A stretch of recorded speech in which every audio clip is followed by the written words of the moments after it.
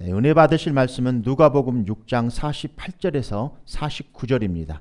말씀을 봉독해 드리겠습니다. 48절 집을 짓되 깊이 파고 주추를 반석 위에 놓은 사람과 같으니 큰 물이 나서 탕류가 그 집에 부딪히되 잘 지었기 때문에 능히 요동하지 못하게 하였거니와 듣고 행하지 아니하는 자는 주추 없이 흙 위에 집 지은 사람과 같으니 탕류가 부딪힘에 집이 곧 무너져 파괴됨이 심하니라 하시니라. 우리 다 함께 앉아주시겠습니다. 오늘 저는 성전에 비유하여 신앙의 집을 짓는 기초에 대해서 말씀을 드리려고 합니다. 모든 성전을 설계하고 건축할 때 우리가 상당한 노력을 기울여야 하는데 그것이 바로 건물이 완공되면 쉽게 볼 수 없는 부분이 바로 기초입니다. 이 세상에서 우리 신앙의 삶은 천국에서 우리가 살 수 있는 집을 짓는 과정입니다. 특별히 하나님의 자녀들 또 성전된 우리는 하나님이 거하시고 만족해 하실 만한 집을 지어야 합니다. 그런데 여기에 부실공사가 있다는 것입니다. 내가 두 편의 두 사진을 이렇게 담아왔는데 한국에 다리가 무너졌을 때 삼풍백화점 무너졌을 때 사진을 이렇게 담아왔습니다. 이 사진을 좀 주목해 주십시오. 부실공사. 우리 크게 한번 따라해 볼까요? 부실공사. 부실공사가 왜 일어나냐면은 간단해요. 이와 관련된 자들이 부당 이득을 취하기 위해서 관련 법규를 지키지 않는 것입니다. 그렇다면 우리가 부실공사 그러면 성실하게 시공하는 것이 분명히 있는 건데 성실 시공이라는 것은 그렇게 복잡하거나 어려운 일이 아닙니다. 법규를 잘 지키면 돼요. 그래서 우리 신앙에도 그와 동일합니다. 우리 신앙도 법규를 잘 지키면 됩니다. 그래서 오늘 본문의 말씀 다시 한번 읽어드리겠습니다. 집을 짓되 깊이 파고 주추를 반석 위에 놓은 사람과 같으니 큰 물이 나서 탕류가 그 집에 부딪히되 잘 지었기 때문에 능히 요동하지 못하게 하였거니와 듣고 행하지 아니하는 자는 주추 없이 흙 위에 집 지은 사람과 같으니 탕류가 부딪힘에 집이 곧 무너져 파괴됨이 심하니라 하시니라. 이 읽으신 말씀을 통하여 신앙의 집 어떻게 지을까라는 제목으로 말씀을 드리도록 하겠습니다. 우리 복음서에 보면은 예수님의 설교 두 편이 있습니다. 마태복음 5장, 6장, 7장에 산에서 설교하신 산상수훈의 말씀이 있고요. 오늘 본문의 말씀 누가복음 6장은 산에서 내려와서 평지에서 설교했다고 평지 설교라고 합니다. 마태복음 5장, 6장, 7장은 산에서 설교했다가 산상수훈이라고 하고 오늘 본문의 말씀은 누가복음 6장은 평지에서 설교했다고 해서 평지 설교라고 합니다. 저는 이 두 설교를 같이 동일한 마음으로 여러분들과 함께 한번 생각해 보고자 해요. 그래서 이 두 편의 설교들 산 위에 산 산상수훈과 평지에 산 오늘 누가복음 말씀 평지 설교는 공통점이 있고 조금 다른 점이 있는데 말씀은 하나예요. 마태복음 설교는 조금 길게 장황하게 말씀을 해놓으셨고 누가복음은 좀 단순하게 심플하게 말씀을 해놓으셨는데 핵심은 뭐냐면 법을 잘 지키는 거예요. 하나의 법은 뭐냐면 통틀어서 마태복음과 누가복음에 예수님께서 말씀하시고자 하는 말씀의 정의는 뭐냐면 사랑이에요. 사랑. 그런데 누가복음에서는 특별히 윤리적인 부분을 더 강조했고 또 마태복음은 전체적인 거니까 법에 대한 거죠. 그렇습니다. 우리가 구원받기 전 우리들의 상태를 한번 우리들을 한번 점검해 봤으면 좋겠습니다. 세 가지 측면에서 영혼이 죽어 있었습니다. 두 번째, 윤리적으로 아주 이기적이었고 반항적이었어요. 그러니까 거룩하지 못했다는 겁니다. 그리고 법적으로도 죄인이었습니다. 그러니까 예수님 믿고 나서 영혼의 상태가 죽어있던 영혼의 상태가 다시 살아났습니다. 그리고 윤리적 부분에 있어서 또 이 부분들은 말씀으로 거룩하게 행해 나가야 됩니다. 법적인 측면에서 죄인이었던 우리가 다시 의인이 되었습니다. 이렇듯 판이하게 우리들의 존재가 과거 예수 믿기 전과 예수 믿고 난 후의 모습은 달라진 것입니다. 그런데 이 두 편의 설교들을 보니까 행하는 부분에 대해서 이렇게 말씀을 해주셨는데 실천하는 부분, 순종하는 부분입니다.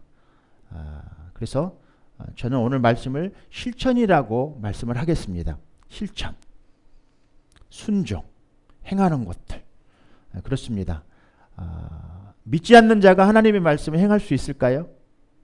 행하지 못하죠. 행하려고도 하지 않죠. 믿는 사람들에게 써 있는 지금 말씀이에요. 예수님의 설교는 지금 믿는 자들에게 하신 말씀이에요. 특별히 예수님의 제자들에게. 우리들은 예수님의 제자들입니다. 그리스도인입니다. 거듭난 자들입니다. 구원받은 자들입니다. 이 예배 가운데 찾아오신 여러분들 다 구원받은 자들입니다. 그분들을 위해서 이 말씀은 선포되어진 것입니다. 근데 여러분들이 이 말씀을 꼭 받으셔야만 합니다. 오늘 이 말씀은 굉장히 중요합니다. 중요하기 때문에 여러분들 조르시면 큰일 납니다. 오늘 본문의 말씀은 아주 깊이 묵상한 말씀이고 하나님 말씀이 여러분들 심장에 꽂히게 될 겁니다. 그래서 이 말씀을 가지고 여러분들이 마지막 때 천국에 갈 때까지 이 말씀을 꼭 마음판에 새기셔서 절대로 이렇게 하겠노라고 결단하고 오늘 마음판에 새기셔서 그렇게 예배 가운데 주님께 이 영광을 올려드리시기를 다시 한번 주님의 이름으로 축복드립니다. 신앙의 집을 지을 때 기초가 무엇이며 이 핵심 내용이에요. 마태복음, 누가복음의 핵심 내용. 신앙의 집을 지을 때 기초가 무엇이며 여기 믿는 자들에게 하신 말씀입니다. 또한 기초의 재료는 무엇이 되어야 하며 기초는 무엇이고 재료는 무엇이며 결과는 어떻게 된다는 것들을 말씀하고 있어요. 구원받은 자가 말씀을 실천에 옮기는 자는 온갖 시험과 환난 속에서도 낙심하지 않고 끝까지 신앙의 경주를 완주하여 천국에 들어간다는 말씀입니다. 그렇다면 긍정적인 말씀을 하셨기 때문에 반대의 경우도 성경은 말씀하고 있습니다. 그래서 성경은 심판을 말씀하시기도 하시고 하나님의 사랑도 자비도 말씀하십니다. 하나님의 사랑 안에 무조건 심판이 들어있다는 것입니다. 그리고 구원받은 자들은 절대적으로 시험과 환난 가운데 있다는 거예요. 그러니까 구원받은 자들은 절대 시험과 환난이 없다라고 여러분들 착각하고 계신다면 명심하셔야 됩니다. 구원받은 자들은 절대적으로 시험과 환난이 있는데 이 시험과 환난은 하나님께서 마귀들을 통해서 주시는 겁니다. 마귀가 여러분들을 주는 게 아니고 하나님께서 허락하셔서 마귀들이 우리들에게 시험을 주는 것입니다. 이 점을 여러분들 명심하셔야만 합니다. 여러분들 신앙 가운데 그동안 세대주의자들의 어떤 설교들 가운데 구원받은 자는 절대 시험과 환난이 없을 거라는 명제, 또 한 가지 마귀가 여러분들의 시험을 다 준다는 사실. 자, 그렇다면 하나님의 절대 전지전능하신 하나님의 능력을 여러분들은 과소평가하시는 것입니다. 이 천지 만물은 다 하나님 안에 있는 것들입니다. 하나님 밖에 있는 것들은 단 한 가지도 있을 수 없습니다. 그 전제 하에 우리는 하나님의 말씀을 받아야만 합니다. 하나님께서 마귀들을 통해서 시험을 주시는 것들입니다. 그렇다면 오늘 본문의 말씀이 여러분들에게 다시 재해석되어질 것입니다. 믿는 자는 실천하지 아니하면 결과가 어떻게 천국에 갈 수도 있고 반대로 지옥에 갈 수 있다는 말씀입니다. 다시 번복해 드립니다. 믿음으로 구원받았어도 실천하지 아니하면 버림받는다는 말입니다. 그러니까 여러분들이 지금까지 받았던 구원관이 다시 한번 재확립되어지기를 다시 한번 주님의 이름으로 축복드립니다. 오늘 말씀을 계속 이어가 보겠습니다. 반대의 경우 이 말씀을 여러분들 주목해야만 합니다. 그렇다면 예수님이 오셨을 때 그 문화적인 상태들을 우리는 우리가 눈여겨봐야 될 필요가 있어요. 예수님이 오셨을 당시 예수님은 어디로 오셨습니까? 이스라엘의 왕으로 오셨습니다. 이스라엘의 구원자로 오셨습니다. 그렇다면 이스라엘만 구원자이신가? 그렇지 않죠. 이스라엘을 통해서 유대를 통해서 저 복음이 땅끝까지 복음이 전파되기는 것이 우리들이 해야 될 일이죠. 예수님이 오셨을 때 유대인들에게 말씀을 하셨는데 그런 신앙의 집을 어떻게 지을 것인가에 대한 말씀을 통해서 너희들이 건축자가 하나님이신데 너희들 안에서 그 건축을 해나가시겠다는 거예요. 성전은 예수님이 성전이십니다. 성전된 예수님을 우리 안에 모셔드리면 우리가 성전이 되는 거예요. 그래서 교회들에게 하시는 말씀이에요. 그래서 교회는 이 건물 예배당이 교회가 아니고요. 우리가 교회예요. 그래서 이 교회가 성전에 이게 교회 성전들이 교회에 모여서 예배를 드리게 되면 이것이 바로 교회가 되는 거예요. 여러분들 교회에 대한 재확립 다시 한번 여러분들이 재해석되어진 이 말씀들 다시 한번 마음판에 새기시고요. 이스라엘에 오셨을 당시 그때 당시에 지혜로운 건축자인가 아니면 어리석은 건축자인가를 이렇게 말씀하셨어요. 그렇다면 오늘 우리들에게도 동일하게 우리가 지혜로운 건축자인가 어리석은 건축자인가 이 말씀을 통해서 우리를 점검해 볼 필요가 있지 않는가 싶습니다. 그래서 예수님께서 이 땅에 오셨을 때 그때 당시 신앙 생활을 참 잘하고 있는 종교인들 중에서 세 종교인들이 있었는데 하나는 바리새인들입니다. 그 다음에 에셈파, 사두개인 세파들의 종교적인 집단들이 있었는데 그들 중에서 가장 존경받고 가장 신앙생활을 잘했던 종교인들이 바로 바리새인들입니다. 그래서 바리새라는 말은 분리된 자라는 말입니다.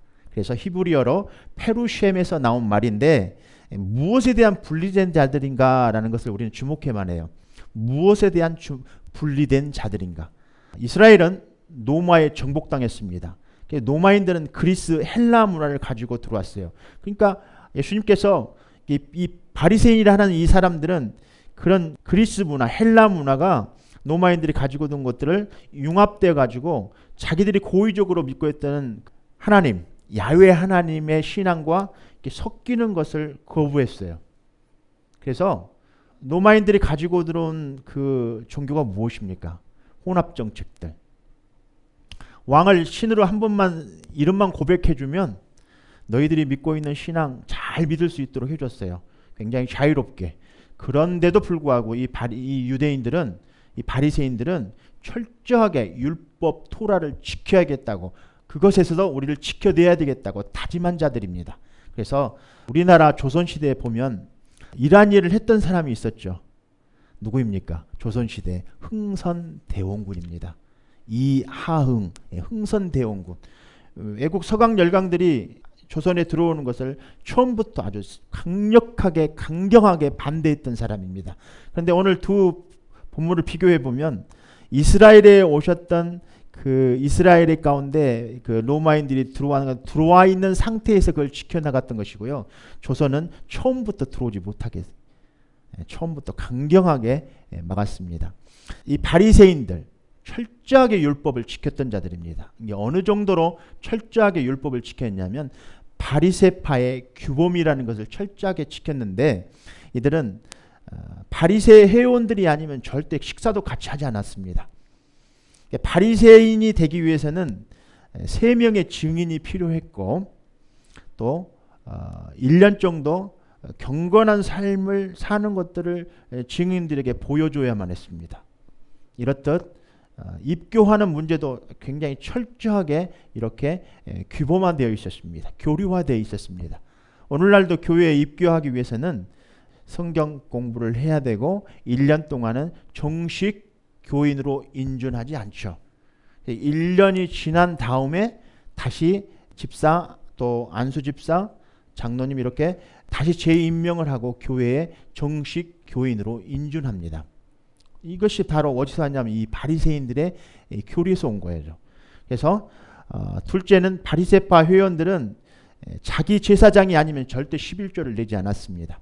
그리고 마지막으로 세 번째는 목요일날 또 월요일과 목요일날은 철저하게 금식했습니다. 이렇듯 그들은 사내들인 회원이며 가장 존경받는 그 당시 아주 종교인들이었습니다.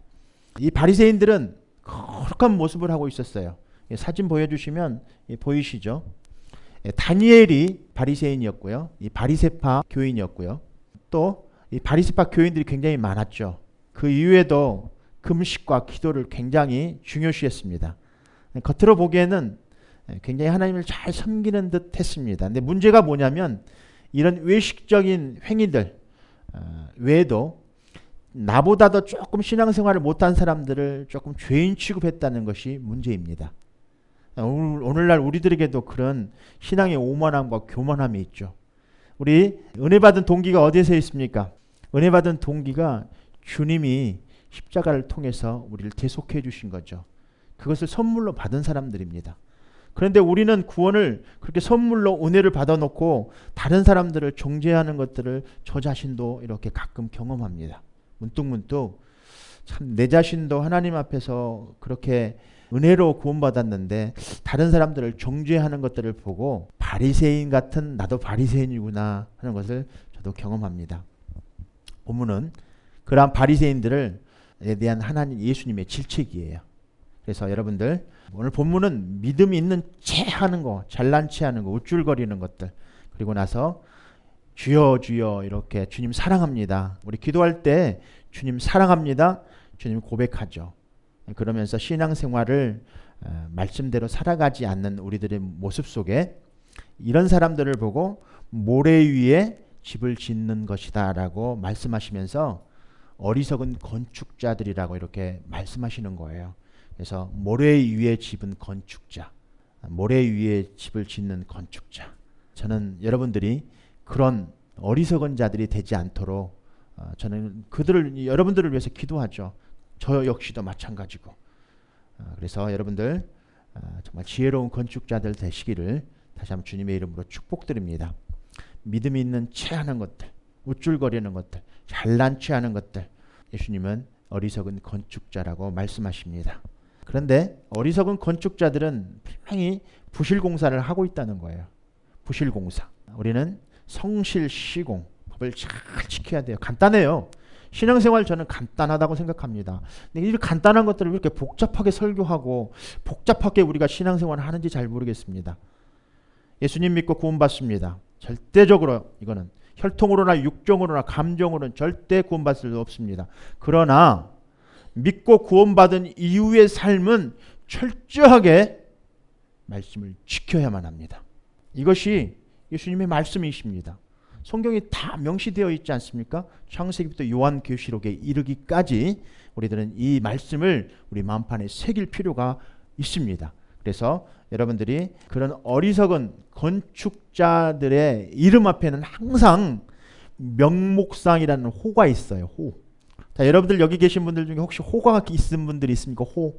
여러분들 이름 앞에 호를 붙이시는 분들 계신가요? 없어요?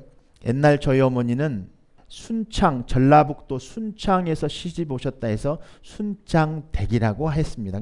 저희 어머님 이름이 저는 순창댁인 줄 알았습니다. 그래서 오랜 동안 이렇게 초등학교를 지날 때까지 저희 어머님 이름을 잘 몰랐어요. 그냥 순창댁인 줄만 알았어요.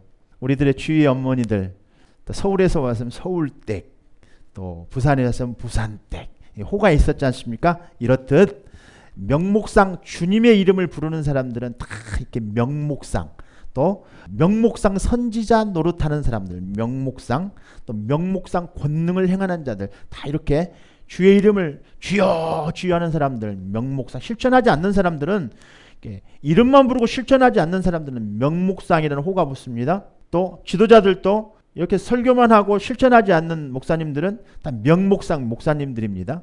또 권능을 우리가 예수 믿는 사람들이 권능을 행하죠. 권능을 행할 때도 실천하지 않으면서 권능을 행하는 사람들은 다 명목상이라는 호가 붙습니다. 여러분들에게 팁을 하나 드리겠습니다. 지혜로운 사람들에게도 호가 있는데 조선을 세운 왕이 누구죠?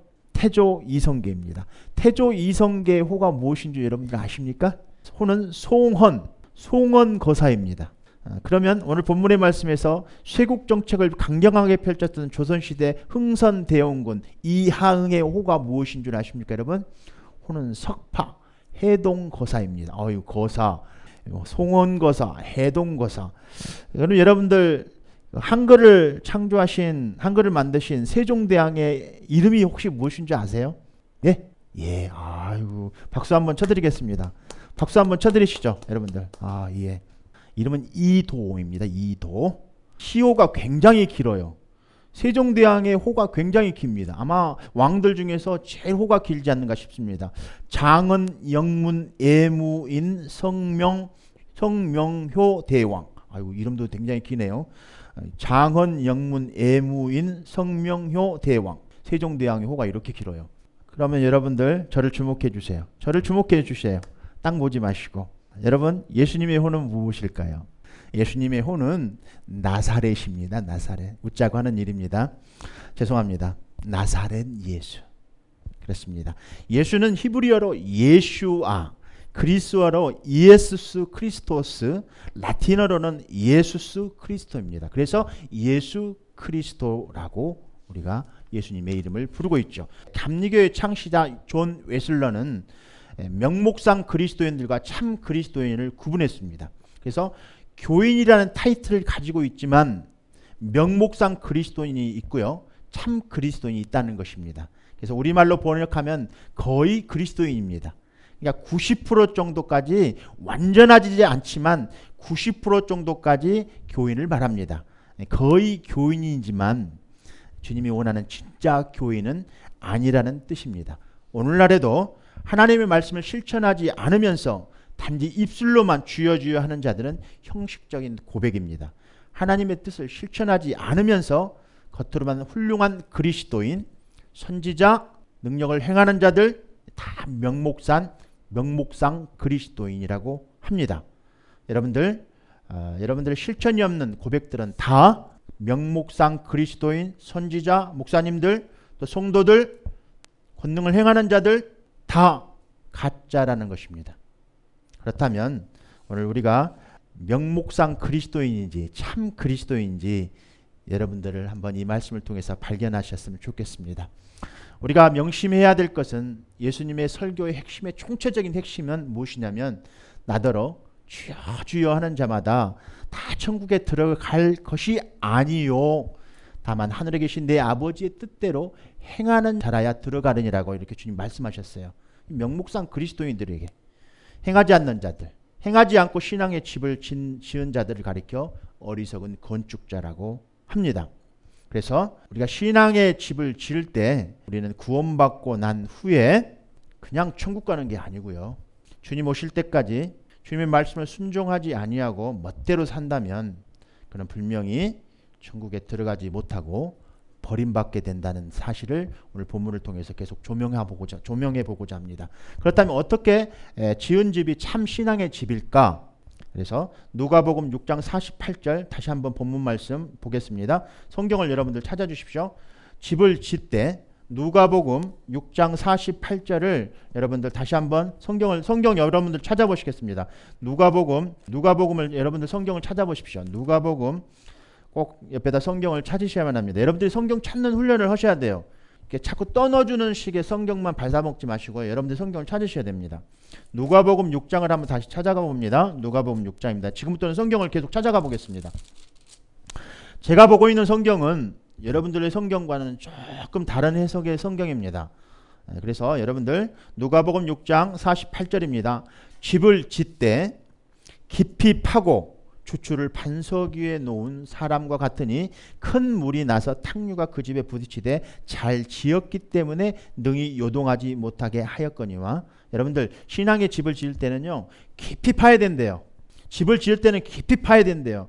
그리고 기초를 세울 때 단단하게 아주 반석에 돌 위에다가 집 지으면 단단하겠죠. 반석 위에 집을 지어야 되는데 여러분들 어떻게 지는 것이 잘 지는가? 시험과 환난, 물이 와서 탕류가 이렇게 바람 이런 것들이 와서 불면서 탕류가 와도 흔들리지 않는다는 말은, 요동하지 않는다는 말은 여기 말씀에 잘 지었기 때문에 라고 있습니다. 잘 지었기 때문에.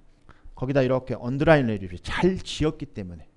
그래서 마태는 예수님께서 하신 말씀을 마태복음 7장 24절 27절에서 이렇게 말씀하십니다. 24절입니다. 여기를 주목해 주십시오. 그러므로 누구든지 나의 이 말을 듣고 행하는 자는 그 집을 반석 위에 지은 지혜로운 사람 같으니.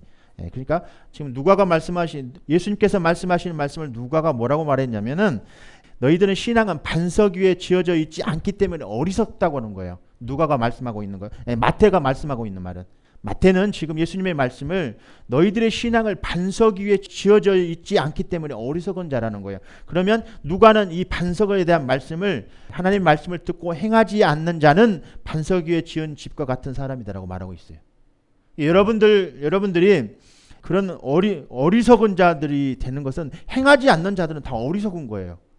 여러분들 신앙의 집을 짓고 있을 때 행하지 않는 집을 짓는 사람들은 다 어리석은 자들인 거예요. 주님이 그렇게 지금 말씀하고 계시잖아요. 마태복음 7장 25절부터 더 27절까지 더 말씀을 이어서 읽겠습니다. 비가 내리고 창수가 나고 바람이 불어 그 집에 부딪히되 무너지지 아니하나니 이는 추추를 반석 위에 놓은 까닭이요 나의 이 말을 듣고 행하지 아니하는 자는 그 집을 모래 위에 지은 어리석은 사람 같으리니 비가 내리고 창수가 나고 바람이 불어 그 집에 부딪힘에 무너져 그 무너짐이 심하니라. 여러분들 모두 행하는 자 되십시오. 잘 지었다는 거예요. 잘 지었다는 거. 말씀을 잘 실천하는 여러분들 되시기를 다시 한번 주님의 이름으로 축복드립니다. 사람이 죽으면 육체는 흙으로 돌아가고 우리의 영혼은 하나님께로 올라갑니다. 그런데 올라갈 때 무엇과 같이 올라가냐면 우리 신앙의 집과 같이 올라가는 거예요. 우리들 올라갈 때 예수님 오셨을 때 이제 완전히 우리 육체도 그때 영화롭게 변화될 것입니다. 여러분들 죽으면 여러분들의 영혼과 신앙의 집을 가지고 주님 나라에 들어갑니다. 그런데 신앙으로 입으로만 구원받는다, 입으로만 신앙 고백하고 주님은 나의 하나님이십니다 이렇게 고백해 드립니다. 입으로 신앙 고백만 하고 행하지 않는 자들이 성경에는 들어가지 못한다라고 성경은 명시되어 있습니다. 그래서 고린도전서 이 말씀을 이제 찾아가 보겠습니다. 고린도전서입니다. 고린도전서 3장 12절부터 17절입니다. 그러면 신앙의 이 집이 하나님 앞에 가서 어떤 테스트를 받는지 고린도전서 3장 12절 17절은 말씀하고 계십니다. 고린도전서 3장을 한번 펴보겠습니다. 고린도전서 3장입니다. 고린도전서 3장을 한번 펴보겠습니다. 고린도전서 3장입니다. 3장 12절부터 말씀을 같이 한번 우리 읽어볼까요? 만일 어떤 사람이 이 기초 위에 금이나 은이나 보석이나 나무나 풀이나 집을 이용하여 이 터 위에 건물을 세울 것인데 각 사람의 일한 성과가 드러나게 될 것입니다. 제 성경하고 여러분 성경 좀 다릅니다. 각 사람의 일한 성과가 드러나게 될 것입니다. 여러분들 공력이 드러나게 될 것입니다 라고 이렇게 공력이 드러나게 될 것이라고 여러분들 성경 그렇게 기록되어 있을 거예요. 근데 제 성경에는 각 사람의 일한 성과가 드러나게 될 것입니다. 그날은 불로 나타나기 때문에 일한 것이 밝히 드러날 것인데 그래서 그 불이 각 사람의 한 일을 검증할 것입니다. 어떤 사람이 세운 것이 그대로 남아있으면 그는 상을 받을 것이요 15절입니다. 그가 세운 것이 다 없어져 버리면 그는 손실을 입게 될 것인데 그러나 그 사람 자신은 마치 불을 거쳐 살아온 것 같은 구원을 받을 것입니다. 16절입니다. 너희는 너희가 하나님의 성전인 것과 하나님의 성령이 너희 안에 계시는 것을 알지 못하느냐? 누구든지 하나님의 성전을 더럽히면 하나님이 그 사람을 멸하시리라. 하나님의 성전은 거룩하니 너희도 그러하리니라. 이 말씀을 잘 해석해야만 해요. 저를 주목해 주십시오. 이 말씀을 잘 해석해야 돼요. 1절의 말씀을 보면은 고린도전서 3장 1절을 이렇게 주목해 주십시오. 1절의 말씀을 보면은 교회 지도자들이 지금 두 가지 중요한 임무를 수행해야 하는 것들에 대해서 말하고 있어요. 형제들아, 내가 신령한 것들을 대함과 같이 너희에게 말할 수 없어서 육신에 속한 자 곧 그리스도 안에서 어린아이들을 대함과 같이 하노라. 그러면서 쭉 말씀이 나오면서 아볼로라는 인물이 나옵니다. 성경에 바울, 아볼로. 바울은 심는 자였고 아볼로는 그들을 이렇게 양육했어요. 바울은 복음을 뿌렸어요. 씨앗을 뿌렸다는 거예요. 복음을 전했다는 거예요. 그런데 이 사람들을 케어한 사람은 아볼로였어요. 그 말씀이 쭉 갑니다. 그러니까 지도자들에게 이 말씀을 주신 거예요. 그래서 첫 번째로 지도자들이 해야 될 일은 지금 두 가지 말하고 있는데 첫 번째는 뭐냐면 11절에 그 말씀이 나와 있어요. 11절 2장 11절 한번 보겠습니다. 사람의 사정을 사람의 속에 있는 영 외에는 누가 알리요? 이와 같이 하나님 사정도 하나님의 영 외에는 아무도 알지 못하느니라. 그러니까 그리스도 외에 기초를 놓을 수 있는 사람은 쭉 말씀이 나오는데 12절 우리가 세상의 영을 받지 아니하고 오직 하나님께로 온 영을 받았으니 이는 우리로 하여금 하나님께서 우리에게 은혜로 주신 것들을 알게 하려 하심이니라 라고 쭉 말씀이 나옵니다. 그래서 수행해야 될 두 가지 일들을 말씀하고 있는데 3장 11절에는 이 닦아둔 것 외에 능히 다른 터를 닦아둘 자가 없으니 이 터는 곧 예수 그리스도시니라. 이 기초는 예수 외에는 놓으면 안 된다는 거예요. 예수 외에는 놓으면 안 된다는 거예요. 두 번째는 건축에 사용하는 재료는 가장 좋은 것이 되어야 된다고 말하고 있는 거예요. 그래서 금, 은, 보석, 오늘 지금 말씀을 오늘 읽었죠. 만일 누구든지 금이나 은이나 보석이나 나무나 풀이나 집으로 이 터 위에 세우면, 여러분들 건물을 짓는데 불에 타버린다면 건물이 참 무용지물이 되겠죠. 그래서 금, 은, 보석, 또 나무, 뭐라고 나와 있습니까? 나무, 풀, 집, 이렇게 비교해 놓으신 거예요. 세 가지씩으로. 금, 은, 보석은 절대 타지 않습니다. 나무, 풀, 숲은 타버리게 됩니다. 그런데 이 두 가지를 지도자들이 수용해야 된다는 거예요. 이 두 가지를 성도들을 이렇게 케어해야 된다는 거예요. 그래서 그들이 지은 건축물이 시험받기 때문에라고 얘기하고 있어요. 그래서 집을 지었는데 구원받은 사람들이 건물을 지어가는데 시험이 있기 때문에 그 건물의 기초를 예수 그리스도의 기초를 놓고 금, 은, 지금 계속 보석, 나무, 풀, 이 재료들이 의미하는 게 뭡니까? 기초는 예수 그리스도로 이렇게 기초를 세운다는 말은 우리가 거듭날 때 예수님을 믿음으로 거듭납니다. 그래서 여러분들이 믿음으로 기초를 세워갑니다. 여러분들 믿음으로 기초를 다 세우셨죠? 믿음으로 구원받았잖아요. 그럼 행위로는 구원받지 못한다고 성경은 기록하고 있지 않습니까? 여러분들 믿음으로 구원받았습니다. 그래서 기초를 예수 그리스도로 기초를 세우고 그 다음에 12절에 말씀하고 있는 거예요. 뭐라고? 금, 은, 보석, 나무, 숲, 집 이렇게 비교를 하면서 이 재료가 의미하는 것들이 무엇입니까? 건물을 지을 때 여러분들 기초를 단단하게 깊이 파고 반석 위에 기초를 세우는 게 그 예수 그리스도예요. 그러면 반석 위에 집을 지어가는데 기둥도 세우고 벽돌도 세우고 지붕도 엮고 다 이렇게 집을 지어갈 것입니다. 그 재료들을 금, 은, 보석, 또 나무, 숲 이렇게 집으로 지는데 이것을 의미하는 재료가 무엇이냐 이 말이에요. 이게 뭘까요? 그 말씀을 오늘 본문 12절 이렇게 기록하고 있는 거예요. 어떤 사람이 이 기초에 금이나 은이나 보석이나 또는 나무나 풀이나 집 등을 이용하여 건물을 세울 것인데 13절입니다. 13절 주목해서 한번 봐보십시오. 각 사람의 일한 성과가 드러나게 될 거라는 거예요. 금, 은, 보석으로 짓고 나무, 숲, 집으로 짓는데 이거는 13절에 그것이 의미하는 바가 적혀 있지 않습니까? 각 사람의 일한 성과가 드러나게 될 거라는 거예요. 그렇다면 말씀에 대한 실천이 아니겠습니까? 순종입니다. 구약 성경을 보면 이스라엘 백성들이 40년 광야 생활을 했죠. 또 믿음의 조상 아브라함을 보면 그들이 어떻게 순종함을 통해서 하나님 나라에 들어가고 들어가지 못했는가를 우리는 볼 수 있습니다. 신명기 8장 2장입니다. 2절입니다. 이거는 이 앞주 제가 설교 본문 안에 들어있던 설교 내용인데 잠깐 좀 다루겠습니다. 내 하나님 여호와께서 신명기 8장 2절에 보면은 내 하나님 여호와께서 이 40년 동안 내게 광야길을 걷게 하신 것을 기억하라. 이는 너를 낮추시며 너를 시험하사 내 마음이 어떠한지 그 명령 지키는지 지키지 않는지 알려 하심이니라. 창세기부터 요한계시록이 이르기까지 믿음의 선배들이 많이 나옵니다. 그들은 믿음의 테스트를 다 받았어요. 그래서 믿음의 조상 아브라함을 한번 생각해 보십시오. 그 이삭을 제물로 드리러 갈 때 그는 믿음으로 순종해 드렸습니다. 그래서 창세기 22장 21절엔 내가 이제야 하나님을 경외하는 줄을 아노라 말씀하셨어요. 테스트를 통과하고 난 뒤의 열매들, 여러분들 테스트를 통과하고 난 뒤의 열매들, 본문은 두 가지를 말씀하고 있어요. 그래서 어떤 사람이 14절 15절입니다. 여러분들 테스트를 통과하고 난 다음에 결과들입니다. 여기서부터 중요합니다. 해석들이. 테스트를 통과하고 난 다음에 뭐예요? 여러분들 믿음으로 이 기초를 예수 그리스도로 기초를 세우셨어요. 믿음으로 신앙 고백하고 예수님을 영접하고 주님의 자녀들이 되었어요. 그런데 그 뒤에 금, 은, 보석 또 나무, 집 이런 숲으로 지은 사람들은 각자 자기들이 일한 결과들이에요. 실천한 순종의 내용들이에요. 그런데 이것들을 통해서 결과들을 받는다는 거예요. 성경은 오늘 본문은 고린도전 3장 14절에서 이렇게 기록하고 있어요. 어떤 사람이 세운 것이 그대로 남아있으면 그는 상을 받을 것이다 라고 나와 있어요. 그래서 여러분들 지금까지 여러분들 설교나 성경 공부 시간에 여러분들 이렇게 배우셨을 거예요. 한번 구원받으면 영원한데 성경에 나와 있는 것들은 다 상급에 대한 얘기다.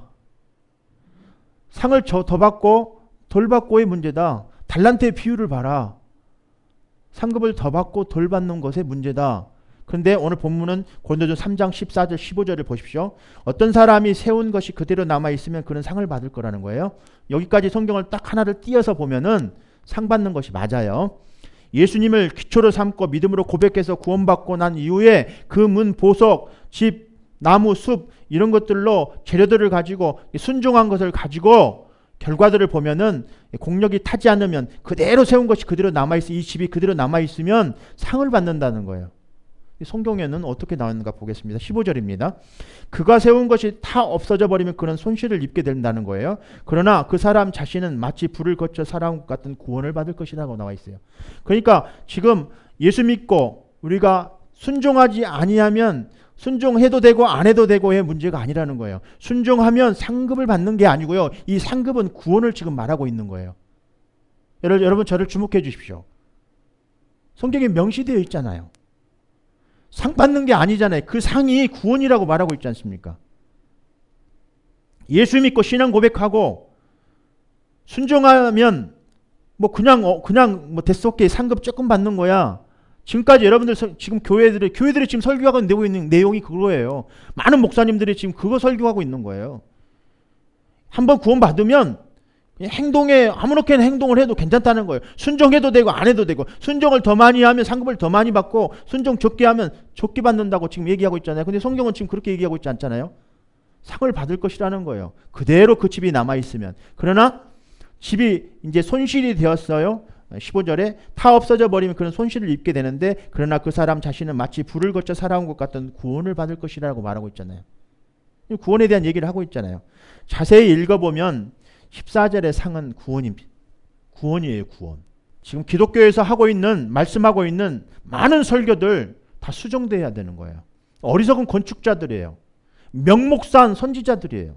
명목상 선지자들. 명목상 그 말씀을 듣고 있는 사람들은 주여 주여 하는 사람들입니다. 이 사람들 다 구원의 상급과를 구분하지 못했어요. 이렇게 지금 교회에서는 성경을 지금 그렇게 가르치고 있어요. 그렇다면 더 눈여겨봐야 될 것들을 좀 더 보겠습니다. 예수님께서는 우리가 믿음에 관계된 것들은 믿음과 순종을 좀 이렇게 좀 분리하는 경향이 있어요. 그래서 어떤 목사님들은 야고보서를 성경에서 빼버려야 된다고 그런 거예요. 맞아요. 사실은 무엇이 맞는 말이냐면요. 구원을 처음 받을 때는 절대 우리의 선한 행위로는 구원받을 수 없어요. 혈통, 육정, 감정으로는 구원받지는 못하지만 구원받고 난 이후에는 순종하지 아니하면 상급을 더 받고 덜 받고의 문제가 아니라 구원을 받지 못한다는 거예요. 나의 계명을 가지고 지키는 자라에 나를 사랑하는 자니 나를 사랑하는 자는 내 아버지께 상을 받을 것이요 나도 그를 사랑하여 그에게 나를 나타낸다라고 말하고 있는 거예요. 나의 계명을 가지고 지키는 자에 나를 사랑하는 자.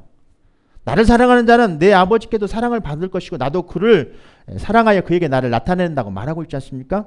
예수님께서는 요한복음 14장 21절에 이렇게 말씀하고 있는데 23절에서 또 이렇게 예수님께서 말씀하셨어요. 나를 사랑하는 사람이면 나의 교훈을 지킬 것인데 내 아버지께서 그를 사랑할 것이고 우리가 그 사람에게 와서 함께 있을 것이라고 말하고 있어요. 그러니까 여러분들 계명을 지키지 않는 자들은 하나님을 사랑하지 않는 자들이에요. 믿음으로 구원받았으니까 나는 사랑받는 자야라고 생각하실 수 있는데 성경은 그렇게 말하고 있지 않아요. 그래서 말씀들을 더 이렇게 좀 더 보겠습니다. 나를 사랑하지 않는 사람은 내 교훈을 지키지 않는다는 것이 성경에 명시되어 있어요. 그렇다면 여러분들 지금까지 여러분들 신앙을 한번 점검해 보셔야 돼요. 이 말씀을 계속 이어갑니다. 16절입니다. 이후 성령이 너희 안에 거시는 것을 너희는 알지 못하느냐? 성전을 더럽히면 하나님이 그 사람을 멸하시리라. 하나님의 성전은 거룩하니 너희도 거룩하니라. 그러하니라.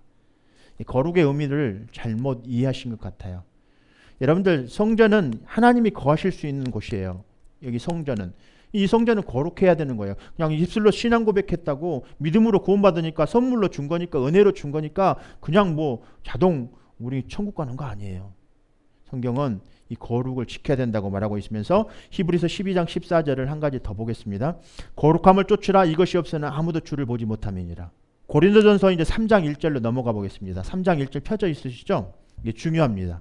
왜 그런 거에 대한 이유를 여기서 말씀하고 계시는 거예요? 제가 조금 전에 고린도전서 3장 1절을 읽었습니다. 바울은 형제들아 고린도 교회 안에 형제들에게 보낸 편지의 내용이에요.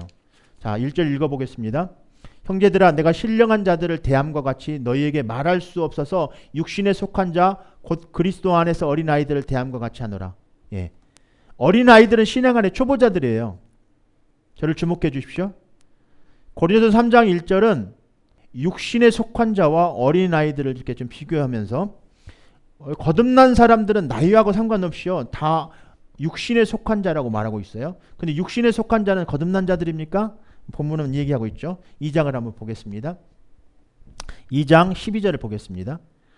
우리가 성경을 볼 때는요 항상 성경의 본문을 한 구절만 딱 빼갖고 여러분들 보지 마시고요. 성경의 본문을 숲을 이해하기 위해서는 고린도전서 1장부터 마지막까지를 다 읽으셔야 돼요.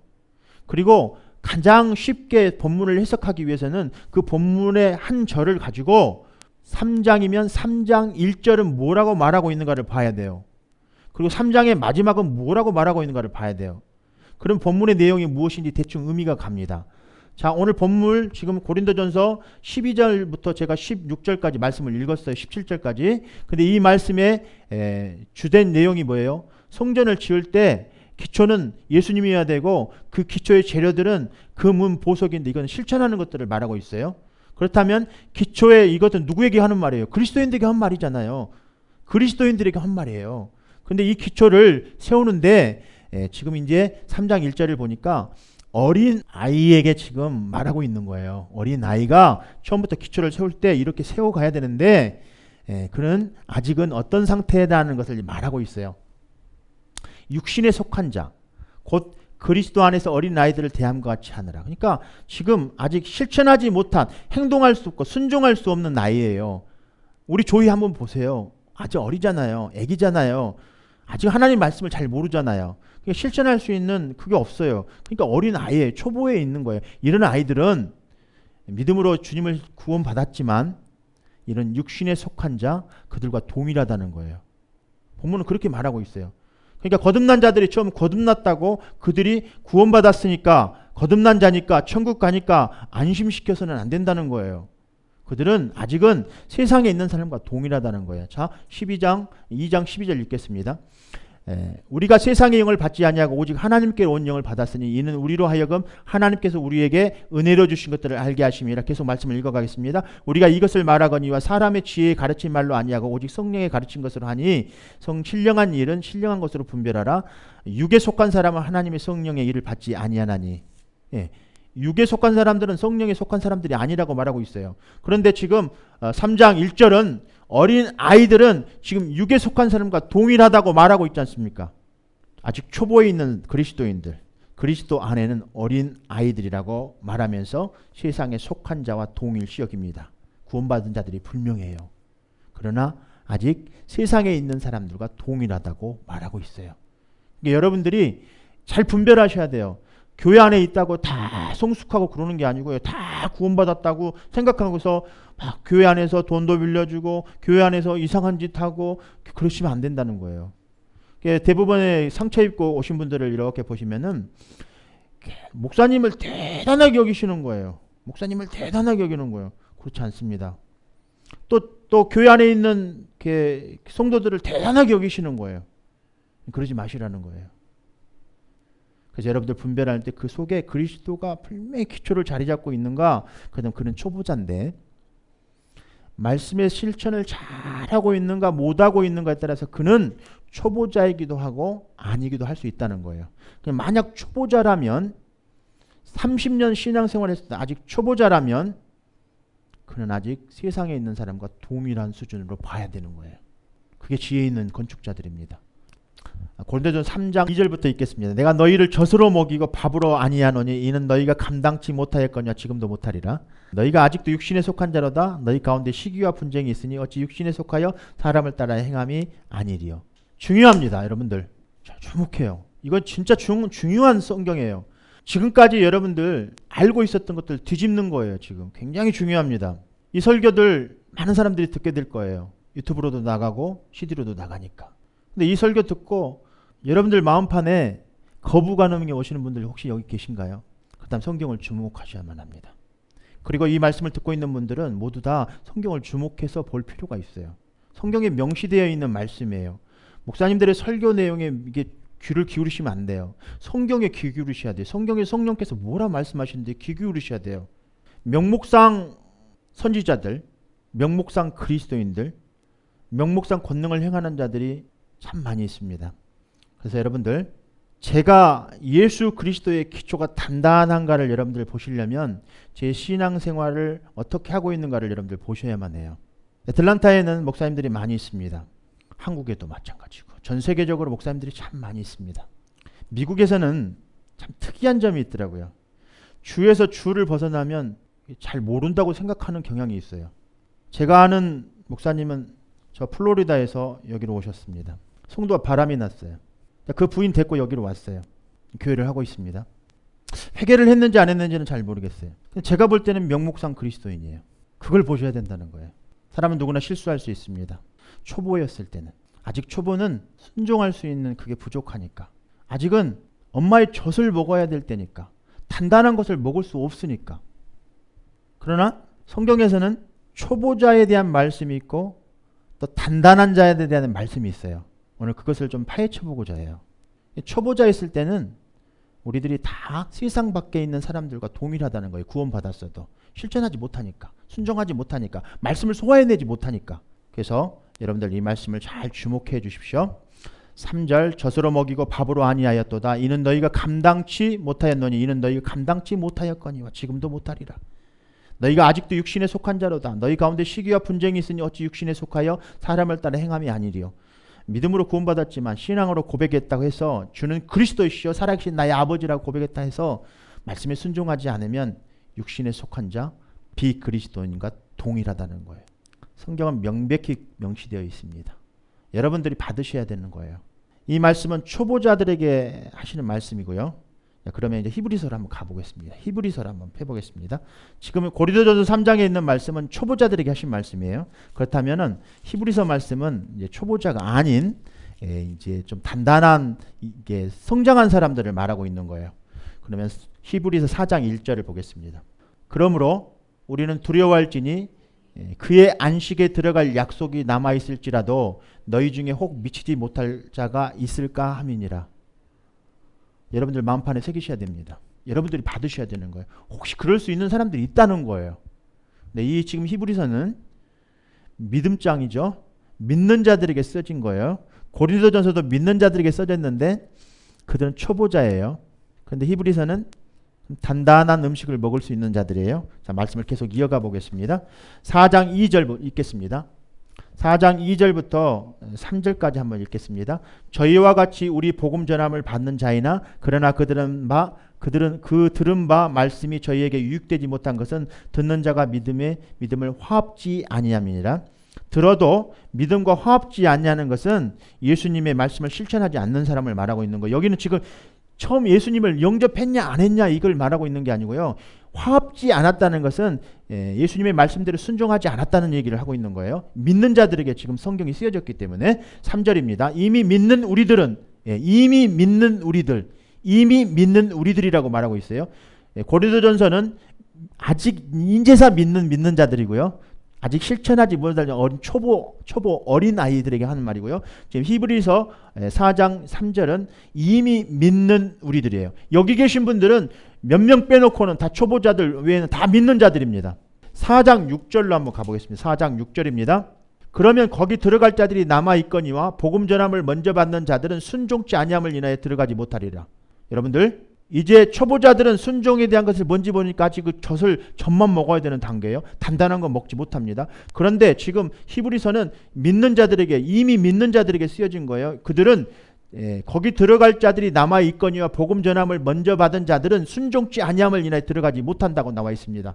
여러분들 지금 이 말씀이 굉장히 중요합니다. 믿기만 하면 구원받습니까? 아니잖아요. 지금 순종하지 않으면 들어가지 못한다고 나와 있잖아요.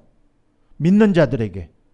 그런데도 어떻게 초보자의 단계에서 해석 수준을 한다면 이것은 목사님들이 그 수준에 밖에 이르지 못했기 때문에 그런 거예요. 성경의 전체적인 것을 보지 못하기 때문에 그런 거예요. 성경의 전체적인 숲은 믿는 자들은 순종하지 않으면 들어가지 못하는 거예요. 근데 처음 믿는 자들, 거듭난 자들은 처음 신앙의 상태가 아직 어리기 때문에 세상 사람과 동일하기 때문에 젖을 주고 잘 키워야 되는데, 바울은 씨앗을 뿌리는 복음을 전했으면 아볼로는 그것을 심고 갖고 물을 주고 가꾸어야 된다는 거예요. 그게 필요하다는 거예요. 우리들이 주위에서. 왜 안 자라냐고 그런 게 아니라 잘 키워야 된다는 거예요. 잘 보살펴야 된다. 잘 양육해야 된다는 거예요. 자, 말씀을 계속 6장으로 넘어가 보겠습니다. 이제 중요한 부분 나옵니다. 6장 1절부터 6절까지. 그러므로 우리가 그리스도의 도의 초보를 버리고, 초보를 버리십시오 여러분들. 죽은 행실을 회개함과 하나님께 대한 신앙과 침례들과 안수와 죽은 자의 부활과 영원한 심판에 관한 교훈의 털을 다시 닦지 말고 완전한 데까지 나아가라고 말하고 있습니다. 자라가라고 말하고 있습니다. 하나님께서 허락하시면 우리가 이것을 하리라. 한번 비침을 얻고, 한번 비침을 얻었다는 건 초보자를 말하고 있는 거예요. 하늘의 은사를 맛보고, 하늘의 은사가, 초보자들이 하늘의 은사를 맛볼 수 있습니까? 우리 조이가 하늘의 은사를 맛볼 수 있나요? 못 보잖아요. 우리 경영이 취수가 아직 하늘의 초보가 뭔지 모르잖아요. 은사가 뭔지 모르잖아요. 방언이 뭔지 모르잖아요. 예언이 뭔지 모르잖아요. 말씀의 권능이 무엇인지 잘 모르잖아요. 권능을 행하지 아직 못하잖아요. 초보의 단계에 있기 때문에. 그런데 한번 비춤을 얻고 구원을 받고 그리스도의 기초를 세운 사람들입니다. 믿음에 고백한 사람들이에요. 하늘의 은사를 맛보고 성령에 참여한 바 되고 하나님의 선한 말씀과 내세의 능력을 맛보고도 굉장히 많이 자라간 사람들이에요. 하나님의 선한 것들을 맛봤어요.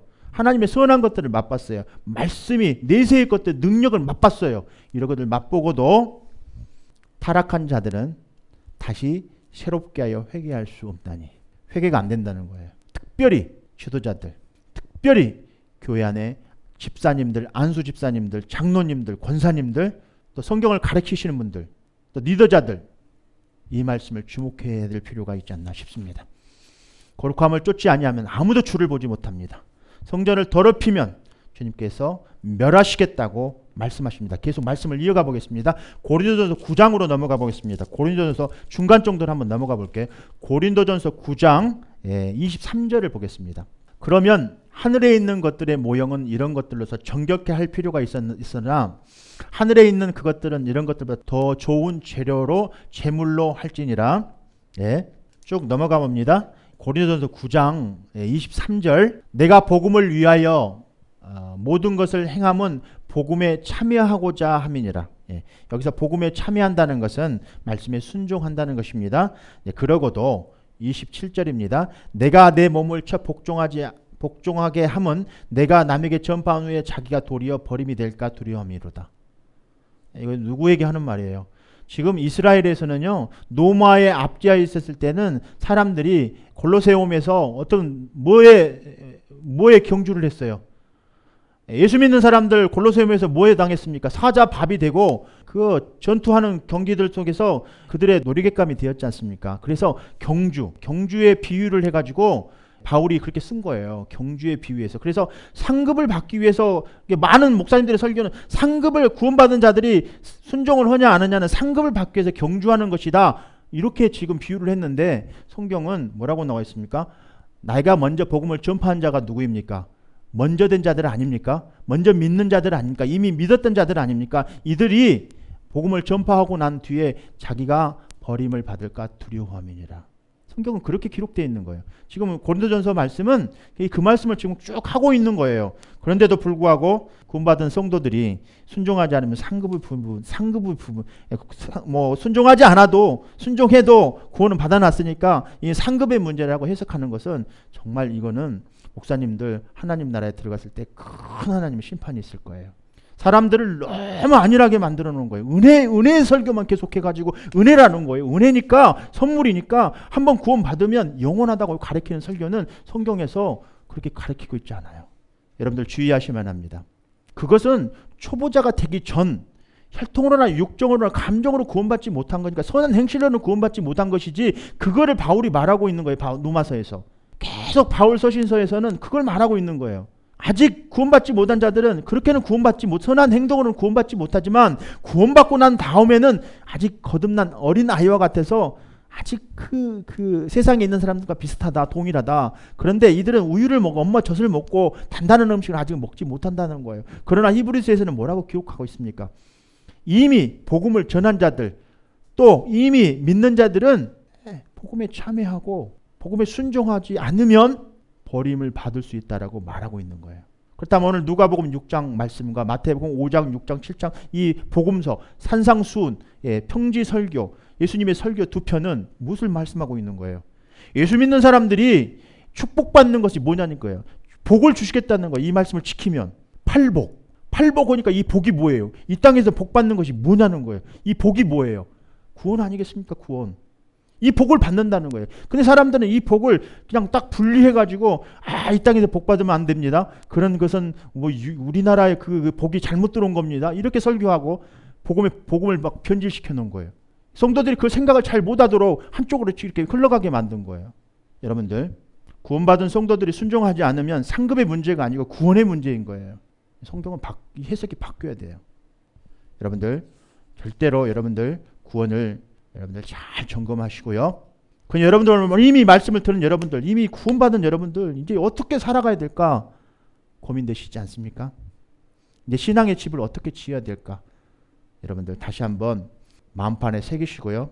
내가 신앙생활 30년, 40년을 신앙생활 했는데 말씀에 순종하지 않냐고 아직도 어린아이 초보에 있다면 그는 회개치 못한다고 나와 있어요. 아무리 예수님을 사랑한다고 말하고 아무리 기도하고 아무리 예배에 이렇게 주일 성수했어요. 이 사람들 구원받지 못한 사람이에요. 천국 들어가지 못해요. 그렇다면 여러분들 이거 한번 생각해 보세요. 저는 오늘 아침에 일어나서 기도하는데 이 말씀을 하나님께서 생각나게 해주시는 거예요. 만약에 여러분들 구원받았다면 우리 주님께서 오셨을 때 심판이 왜 있냐는 거예요. 심판이. 예수 안 믿는 사람들에게 심판이 있는 거지 우리들은 심판이 왜 있냐는 거예요.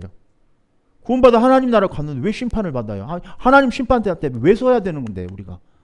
그래서 어느 또 신학자들은 또 그렇게 또 설교하더라고요. 우리의 행위들의 상급을 심판하기 위해서 하나님께서 그렇게 하시는 거라고. 참 잘도 갖다가 이렇게 붙이시는 거예요. 성경은 그렇게 말하고 있지 않아요. 그래서 구원받은 자는 반드시 말씀을 지켜야 됩니다. 율법으로는 구원받지 못하지만 그 예수님께서 저 바리새인들보다 못한 자들이 바리새인들보다 우리는 예수님을 기초로 삼고 바리새인들처럼 율법을 지켜야 됩니다. 경건하고 존중받는 사람들이 돼야 됩니다. 바리새인들의 구원이 기초가 잘못되었기 때문에 그것이 문제였던 것이지 우리는 그 정도의 수준에 들어가려면 아마 교회 문턱을 넘어올 수 있는 사람이 한 사람도 없을 것입니다. 여러분들 말씀을 정리해 봅니다. 이제 여러분들 말씀의 기초를 어디에 세우시겠습니까? 예수 그리스도의 기초를 세우십시오. 예수 그리스도. 요한계시록에서는 하나님의 말씀과 예수 그리스도의 계시라고 말하고 있어요. 성경은 하나님께서 말씀을 통해서 예수님을 계시하신 것입니다.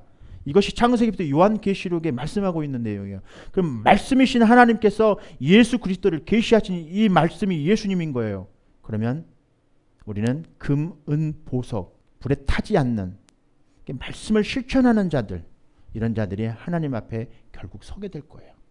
집이나 나무나 숲, 실천하지 않는 자들은 그걸로 집을 짓고 있는 거예요. 그러면 불에 타버리게 된다는 거예요. 상급의 문제가 아니라는 거예요. 구원의 문제라는 거예요. 심판의 문제라는 거예요. 여러분 그렇다면 이제 여러분들 어떻게 앞으로 신앙의 집을 짓겠습니까? 엄중한 하나님의 말씀이십니다. 예수 그리스도도 이 땅에 오셔서 하나님 말씀 앞에 절대적으로 순종하셔서 죽기까지 여러분들 순종하셨습니다. 그래서 요한복음 6장 38절 39절 말씀을 읽고 오늘 말씀을 정리하고자 합니다. 내가 하늘로서 내려온 것은 내 뜻을 행하려 함이 아니요 나를 보내신 이의 뜻을 행하려 함이니라. 나를 보내신 이의 뜻은 내게 주신 자 중에 내가 하나도 잃어버리지 아니하고 마지막 날에 다시 살리는 이것이니라. 우리 하나님의 말씀을 바르게 새기셨다면, 지금까지는 우리가 초보자였다면, 아직 중간 정도까지 와 있다면 아직 우리 초보자일 수도 있습니다. 그러나 90% 정도까지 이렇게 와 있는 자들이 범죄하고 하나님의 말씀을 순종 안 하고 그렇게 살아가신다면 주님 나라에 결코 들어가지 못할 겁니다. 오직 믿음으로 주님을 믿고 믿음으로 순종하는 것은 여러분들이 이제 해야 될 여러분들의 몫입니다. 여러분들 우리 다 함께 그렇게 믿고 순종하고 천국에서 다 같이 만나는 우리들이 되었으면 합니다. 오늘 말씀을 듣고 있는 많은 사람들, 하나님 말씀을 믿고 순종하시오. 우리 다 버림받지 말고 하나님 나라에서 만납시다.